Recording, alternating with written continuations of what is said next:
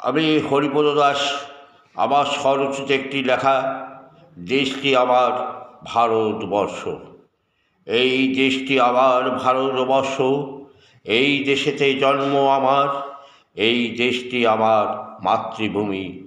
এই দেশের মাটি আমার গর্ব, এই দেশের মাটিতে জন্ম যাদের, এই দেশেতে নেতাজি সুভাষচন্দ্র বোস, এই দেশেতে রবীন্দ্রনাথ ঠাকুর, এই দেশেতে কাজী নজরুল ইসলাম, এই দেশেতে বঙ্কিমচন্দ্র, এই দেশেতে ঈশ্বরচন্দ্র বিদ্যাসাগর, এই দেশেতে দেশবন্ধু চিত্তরঞ্জন দাস, এই দেশেতে স্বামী বিবেকানন্দ, এই দেশেতে রামকৃষ্ণ পরমহংসদেব, এই দেশেতে ক্ষুদিরাম বোস, এই দেশেতে ভগৎ সিং, এই দেশেতে বিনয় বাদল দীনেশ, এই দেশেতে তারাপীঠের বামাখ্যাপা, এই দেশের মাটি হলো আমার ধন্য।